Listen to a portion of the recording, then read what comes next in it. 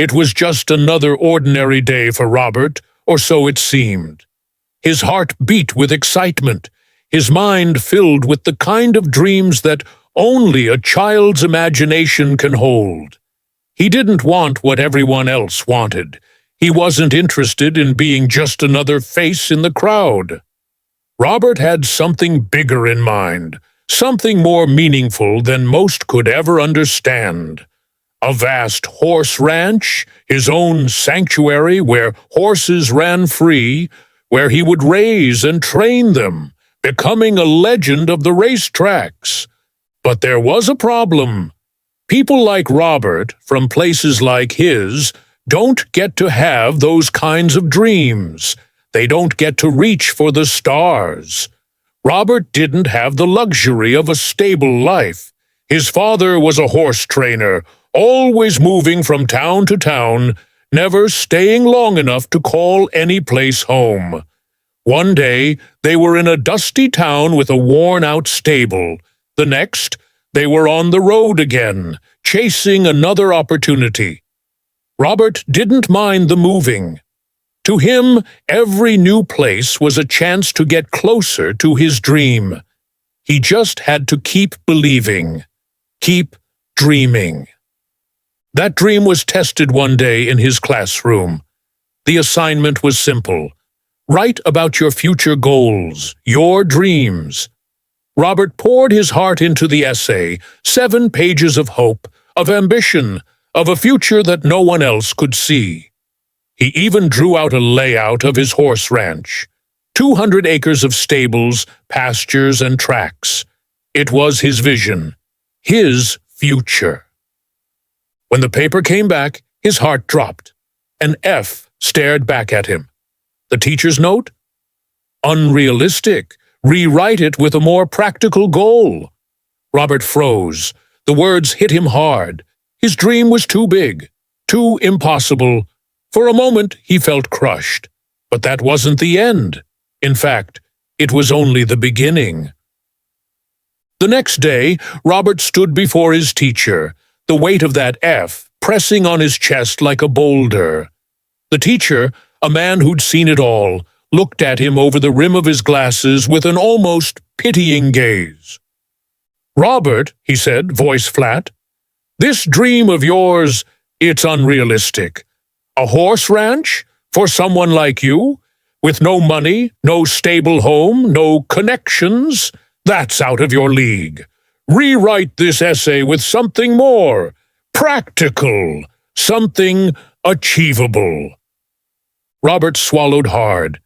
He could feel the sting of every word. The teacher's voice was like 1,000 other voices in his life, all telling him the same thing. You can't do it. It wasn't just an academic critique, it was a verdict. A sentence handed down to a kid with big dreams, telling him to be more realistic. But Robert wasn't just any kid. He wasn't the kind to bend in the face of doubt. He clenched his jaw, looked the teacher in the eye, and said, "I can't rewrite it. This is my dream. I'm not going to change it because it seems impossible to you." The words came out stronger than he expected, as if they had been waiting to be said for years. That night, Robert sat at the dinner table, his essay still in front of him. His father noticed the defeated look on his face and quietly sat beside him. "What's wrong, son?" Robert hesitated, his voice thick with frustration. I can't change it, Dad. The teacher says it's impossible. He says my dream is too big." His father's hand rested on his shoulder, a silent strength that spoke volumes. "Son, don't let anyone tell you your dream is impossible. People will try to make you shrink, make you feel small. But you can't let them. You don't need their approval. You need to believe in yourself." In that moment, Robert knew what he had to do. He couldn't let fear win, not now. He took a deep breath, his heart steadying. The next day, he made his decision. He would hand in that essay unchanged. He wasn't going to back down. No matter what anyone said, this was his dream, and he would fight for it. He wasn't just standing up to a teacher, he was standing up to the world. Years passed, and Robert grew into a young man, his face weathered by the hardships of life, but his heart still burning with the same passion that had driven him all those years ago. He wasn't the boy he once was, but his dream of that horse ranch, had never left him. Even as he worked odd jobs, moving from place to place, scrubbing stables and hauling hay, that vision lingered like a shadow in the back of his mind. But life, as it tends to do, didn't make things easy. It was a constant struggle. Every time Robert took a step forward, it felt like the world took 2 steps back. He was scraping by, living paycheck to paycheck, and every setback, every door that slammed in his face, left him questioning whether he was truly cut out for this. There were nights when the doubt hit hard. He'd lie awake, staring at the ceiling of his cramped apartment, wondering if he had been foolish. Maybe the teacher had been right. Maybe he was never meant to have this. Maybe all those dreams were just fantasies. He would hear the voices again, the same ones from his past, whispering, "See? You're not good enough. You're not strong enough. You should just give up." And sometimes, for a brief, terrible moment, it felt like they were right. The world, it seemed, was conspiring to make him give up. He'd been knocked down more times than he could count. It felt like every ounce of hope was being drained from him. But then, in the quietest of moments, when the weight of the world felt unbearable, he remembered his father's words, "Don't let them crush your dreams, son." And he remembered that teacher too, the one who said his dream was impossible. Robert could feel the fire of determination reignite inside him. He wasn't going to let them win. Not then. Not ever. Slowly, he picked himself back up, dusted off the pain, and stood a little taller. His dream was still alive. He still had a long road ahead, but he wasn't turning back. Years later, Robert stood at the entrance of his dream. His eyes swept over the sprawling 200-acre ranch that had once only lived in his mind. The stables were full, the fields stretched far and wide, and the horses, his horses, ran free across the land. It wasn't just a horse ranch, it was a monument to his perseverance, his belief, and his refusal to give up. Robert had built this from the ground up. The sweat, the blood, the endless nights. It had all led to this moment. And yet, in the midst of his success, there was still a piece of him that couldn't shake off the memories of that day, years ago, when his dream was crushed by the words of a teacher.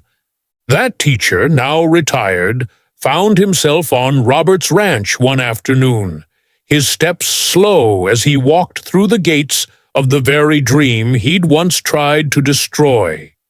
He had come with other former students on a camping trip, but he wasn't paying much attention to the sights. His eyes were fixed on something else, something he hadn't expected to see. The teacher was stunned into silence. The ranch before him wasn't just any ranch. It was Robert's ranch. The ranch Robert had once drawn in a 7-page essay, the very dream he'd deemed impossible. The teacher stood there, his heart sinking as he took in the vast fields, the stables, the horses, all of it a perfect replica of what Robert had imagined so many years ago. He took a deep breath, his throat tight.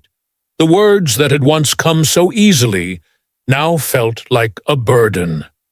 He approached Robert, his voice heavy with regret. "Robert," he began, his eyes filled with emotion, "I need to tell you something. When I gave you that F, I I tried to stop you. I didn't believe in your dream, and I told you that people like you couldn't have dreams like that. I wanted to protect you from failure, but I see now that I was wrong." Robert stood still, his face calm, but inside he could feel something shift.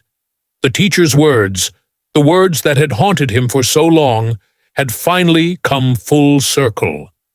The teacher, once so sure of his own judgments, was now standing before Robert in awe. "I told you dreams like yours were for other people, for people with more money or more connections. But I see now," the teacher continued, his voice faltering, "I see now that dreams are for anyone who believes in them. You showed me that. You never let anyone take yours away." Robert smiled, not with pride, but with understanding. His dream had become real, but the teacher's regret was something he couldn't change. And in that moment, Robert realized that the greatest lesson wasn't just about pursuing your dreams, it was about showing others that dreams aren't limited by their doubts. Sometimes the biggest victory is showing the world that it's wrong.